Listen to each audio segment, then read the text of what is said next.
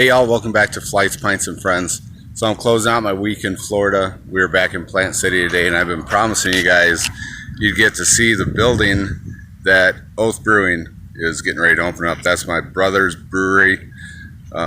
He's been working on it for about 3 years now. He's finally got him a building. I'm getting ready to take you guys inside. We've been out here all week pulling brush and weeds and all kinds of stuff out of it. It was an old Masonic temple. Yesterday we didn't do much out here. Yesterday was our Spartan race, Tough Mudder. So we'll go inside and see if he's doing anything today. He was pretty exhausted last night, so let's see what happens. Alright, so quick walk around out here. That empty lot over there is actually going to be his parking lot. He got that with the building.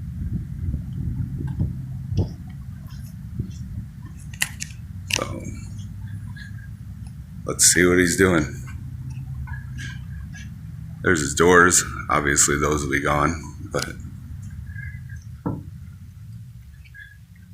Jared, what's going on, brother? Flights, Pints, and Friends, you're on video. Tell them about your brewery. Well, right now I'm trying to figure out how much of a hassle it's going to be to get up this old carpet. It's an old Masonic lodge, so for the most part it's been kept clean, but unfortunately it's like a library. You know, there's parts of it that just didn't get the love that it probably needed. We are in what will be the tap room, which is, this area is about 3,600 square feet. A lot of you may be thinking this is a lot of room for a first-time brewery, and it is. But I think a business should be treated like your home. You want to grow into a home, not out of it. Same with a business. You want to grow into a business and not out of the business. So this took a long time to get. You know, I've been trying to find a building for almost 4 years, and I just got tired of looking at places for lease because the amount of money you spend on a brewery just to get it in the space, you might as well own it. So what we're going to have here, up there will be the bar, where a big 6.5 by 10 foot American flag will be positioned on the wall right behind the bar. That way when you come in, that's the first thing that you see.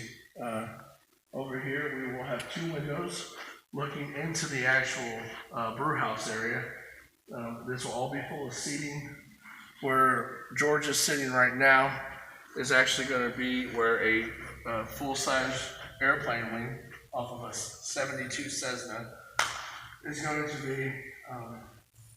This wall right here will be my honor wall, and as you can tell, there's an opening up top to prevent us from having to put railings up and everything. We're just going to build the wall all the way up. That will be a special event area. Over here on this side, we're gonna have a big garage door with windows on it to look in that way, because there's a lot of natural light in this space. So I wanted to really take advantage of it. We're gonna have double glass doors also right there. That will go out to our beer garden. Right now we're trying to figure out if we want to call it Liberty Garden or Freedom Garden, which, you know, I'd love to hear everybody's opinion. And then once I get enough votes in, I'm going to also do a vote of once you figure out why I chose Liberty Garden over Freedom Garden or Freedom Garden over Liberty Garden. All these chairs where these steps are, this is all going to be cleared out. So if you are in the market for wanting to buy one of these chairs, they are in excellent condition. They don't really need anything done to them. I will be selling them if you contact me, direct message on our Facebook page, Oath Brewing Company. We'll be selling them for $30 a piece, or we will be doing $120 for 5 chairs. Like I said, they are in excellent condition and very, very much a part of this 70-year-old lodge. Like I said, we will have very high ceilings to make the space seem a lot bigger than it is, which I know that a lot of people would be like, your brewery or your tap room's almost the size of most breweries. And the best thing about that is this is only one side of the building. So as we walk forward, we were going to be coming through where George came through is where the hostess stand and our storefront will be. You're going to come into here, which is going to be the entrance to the building, but it's also going to have a one-of-a-kind chandelier, which once George comes down here again, I will have that chandelier. It won't be in place, but we might give you a sneak peek of it. We will have a POW MIA table here because we should always honor our brothers and sisters that didn't make it back and also made the ultimate sacrifice. And then right here, we will have the back part of our kitchen cooler will actually act also as a patch wall. So if you have any patches you want to sit down because you can't make it to the opener, or you want to be the guy that has one of the first patches on the wall, direct message us again at Oath Brewing Company, and we will glad to put it on the wall. Like I said, it's going to be a pretty big patch wall. If need be, we'll actually extend it onto this wall as well. I want to get as much love for our first responders and our military groups on these walls as much as possible. As you're coming in here, this is going to be our brew house area. Now from here over is going to be a solid wall with a few windows on it so you can look into the brew house. We're going to have our kitchen area over here. So we'll be making everything, prepping it, sodas, ice, all that, and then the kitchen stuff. And then right in here, we will be able to do about 1,200 barrels of beer a year. And that will be out of a 10-barrel system. We'll be doing direct fire if anybody wanted to know. I originally was going to go with electric, but after talking to my consultant said that would absolutely kill me on electric. And on top of that, the burners go out constantly. So if any of you must know, electric's great if you're on a small system. 1 to 3 barrels is fine. Five barrels, you're really pushing it. We're going to have 5 10-barrel fermenters and 1 20-barrel fermenter in here. Where this room is right here that we're taking out, that is actually going to be where my cooler's at. That is going to house a 30 by 15 by 10 cooler. We actually might go higher because we have the height to be able to do it. But we're going to be having 8 10-barrel horizontal stackable serving tanks in there. We went with serving tanks over just doing all kegs because a serving tank will last you longer. There's very little maintenance needed to it. And on top of that, with it being a horizontal stackable tank, you can also do lagering out of it. So if you have a beer festival coming up like Oktoberfest and you're putting that on, you will be able to, you could lager 8 beers in there, and then that could be all the beers for your festival. I also did order 100 half-barrel kegs and 20 quarter barrels. Now, a lot of people might ask why I didn't order the sixtels. And I ordered the quarter barrels because you get more beer, and it's just a little bit more money on the keg prices. Like I said, we will have we'll also have a garage door here so we can unload and offload all our spent beer grain and also bring in our grain. Also, that will help us when we have to bring in a rigging crew. As we get further along this process, George will be coming down multiple times throughout the year so he can film the progress of this. But I can also talk people through that are wanting to look into opening a brewery. We'll do a Q&A. Any questions that you guys ask George, he'll be able to ask me and we'll answer them.